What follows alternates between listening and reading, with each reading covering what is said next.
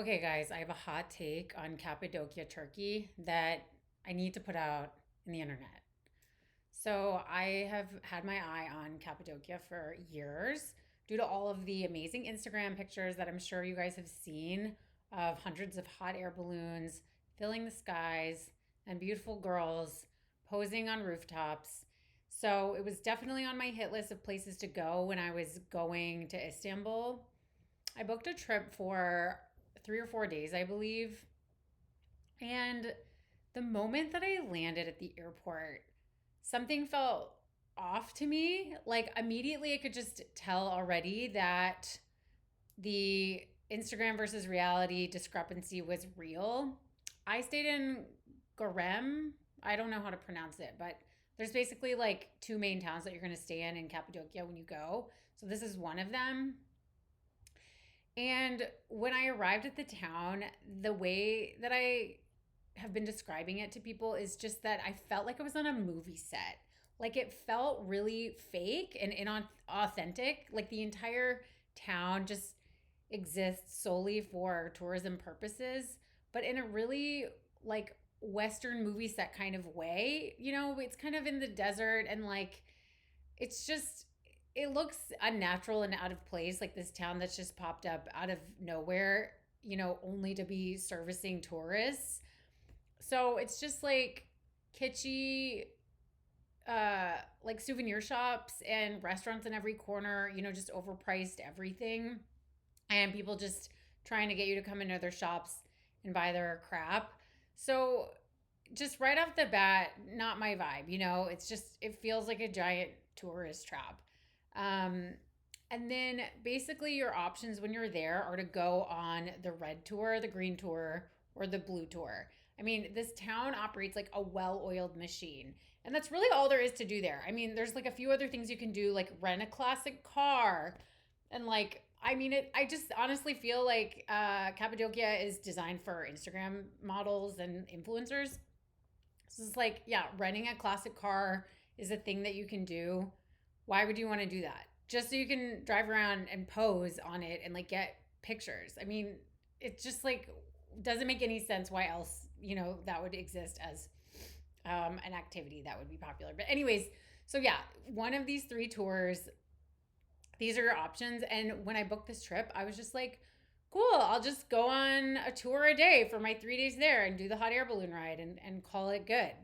So I went on day one of my tour, my first and last day. I'll get to that. And I think it was the red tour that I did.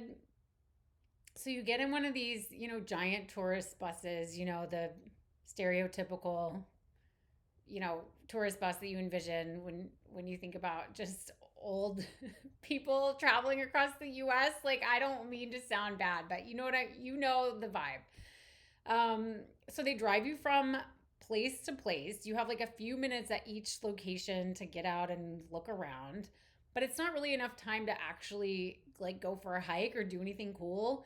I think you always kind of have a low level of anxiety that like you don't want to get too far away from the bus, you don't want to get stranded there. So like you don't really feel comfortable doing that much. You're just sort of hanging out and like watching the time until it's time to go to the next location.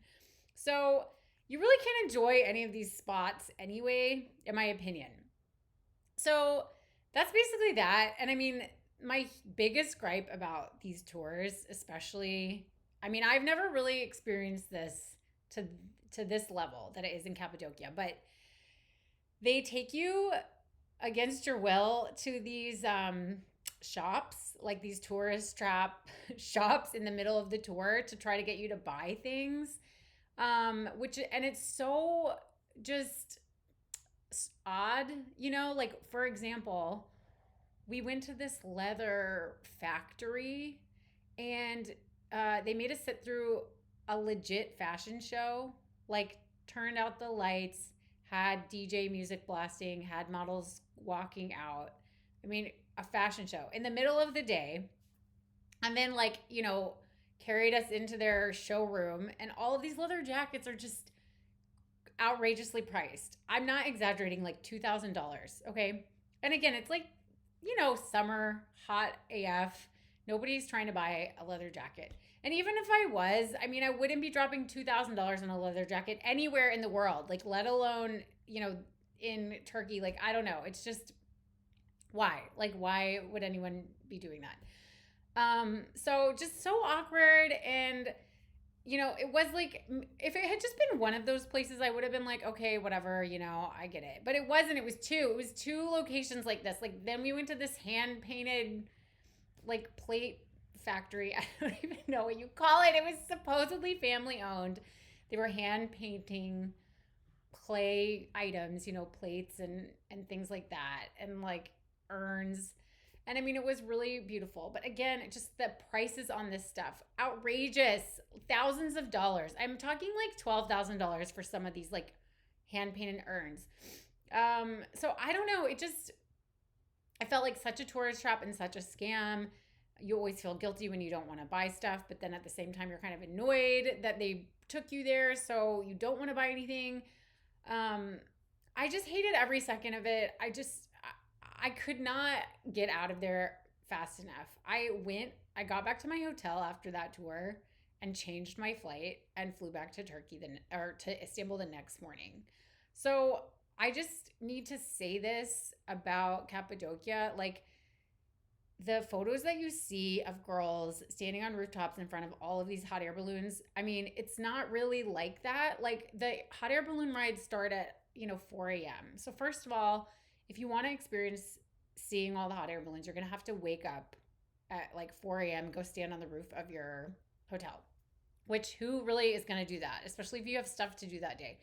And doing the hot air balloon ride, it was cool. Like, it definitely was cool, but it was also 250 euros, which I think is kind of steep. And I think what I'll say about that is, like, if you really want to go to Cappadocia to have the hot air balloon ride, you do you. But I would book through your hotel or hostel when you get into town.